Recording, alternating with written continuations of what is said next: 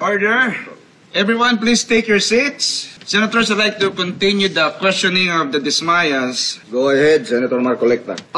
Mr. Chair, sandali lang po. Go ahead, Senator Tolpo.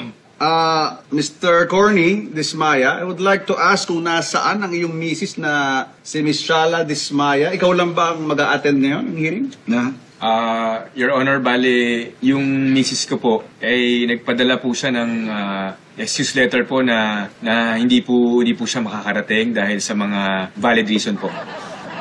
Mr. Chair, I would like to ask, mayroon bang medical certificate na pinadala si Miss Dismaya tungkol sa heart condition na yan? Kasi baka mamay... andyan na pala siya. I'm awfully sorry for being late, Mr. Chair. Please take your seat, Miss Shala. Thank you, Your Honor.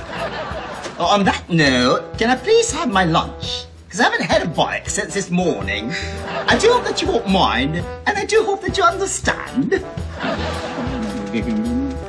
All right, Miss Shala, we will allow you to eat while we proceed with the questioning. Oh, ta-ta! Cheers, then! Miss Shala? Yeah? Nagtataka lang kami, no? Bakit bigla kang merong British accent? Ba't biglaan naman yata yan? Oh! Actually, I just talked to my sister. She's in London. And we always use a British accent. We converse like this when we talk in English. Oh, okay. Ang sabi kasi ni Mr. Corny, ikaw daw ay merong heart condition, kaya hindi ka makakapunta. Totoo ba ito o hindi totoo sinasabi ng asawa mo? I'm awfully sorry. He must have misheard me. I didn't say heart condition. I said my sister was having a heart condition in London because she's having an awful lot of problems with her living condition.